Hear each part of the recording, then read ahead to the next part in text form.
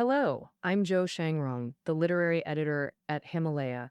Sometimes friends around me ask me, the people who study literature just talk about poetry, songs, and life philosophy all day. In fact, even if I'm sobbing over the sorrows of young Werther, if a mosquito bites me suddenly, my body instantly becomes super honest. It's like when Plato's going on and on about big ideas, if someone suddenly kicks him from behind, his connection to the world gets way more real. So, literature isn't some ivory tower. It's even closer to our real lives than a handy how to book you can use right away.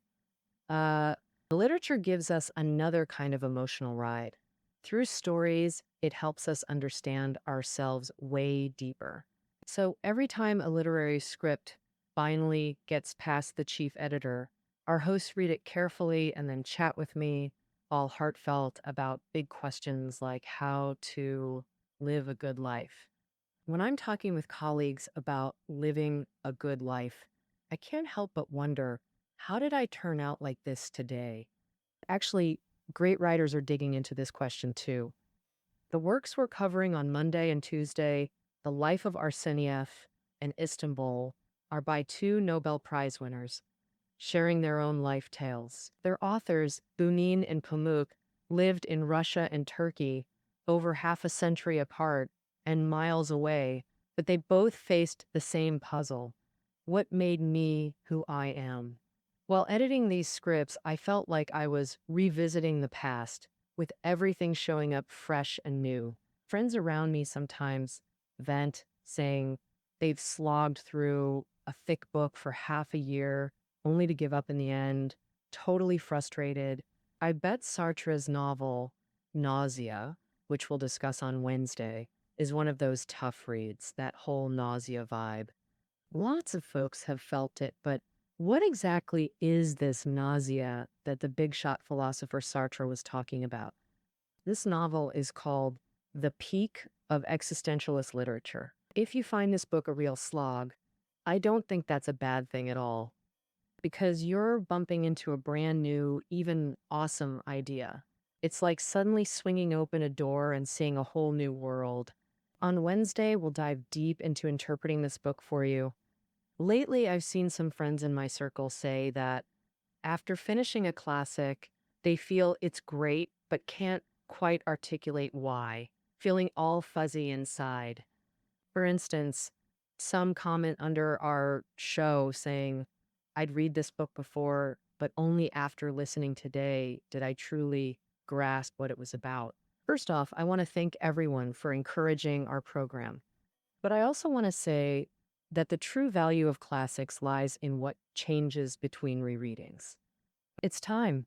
You understand it now because time has changed you, deepening your insight into life. Take the protagonists in our next two books. They've lived extraordinary lives. Thursday's book, One Day in the Life of Ivan Denisovich, is about survival under extreme conditions. How extreme, you ask? The protagonists exile to Siberia, yet constantly find small joys to appreciate. Then there are others, like during the Great Depression. What becomes of those trapped in poverty, hunger, and homelessness? Friday's book, Of Mice and Men, tells exactly that kind of story. This novel's been adapted into films and plays, even setting Broadway performance records. So when a novel reveals authentic relationships with oneself, the world, or others, it gains timeless appeal. Saturday's Quo Vadis is a historical novel by Henryk Sienkiewicz, Poland's 1905 Nobel laureate. Here, you'll hear how the tyrant Nero burned Rome just to write a terrible poem. You'll witness the bloodshed and carnage in the Roman Colosseum. You might ask, isn't this too tragic? Yet the novel's core question is how to choose when facing tragic fate. To submit or to resist. Though set a millennium ago, it awakened oppressed Poles, sparking revolution against Russian rule. In fact, the title Quo Vadis, Where Are You Going?, asks us readers how to navigate life's choices. Sunday's The Wonderful Adventures of Nils is an uplifting story full of hope. Through fairy tale magic, a boy shrunk to thumb size flies across the sky on a goose's back. What he saw must be vastly different from the everyday scenes we take for granted. All right, 7 literary works. I'll stop my introduction here, and you'll notice I've been emphasizing stories throughout. Um, Actually, this is a fundamental principle of literary storytelling.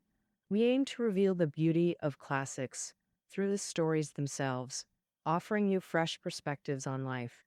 Next week, our history editor, Yuan Bo, will guide you through History Theme Week. Through his insights, you'll understand how each history book we feature was selected and presented. And now, also, I want you to know we carefully read every single comment you make. And so, if you have suggestions or thoughts about our show, feel free to leave them in the comments. All right, that wraps up this edition of Editor's Picks. See you next time.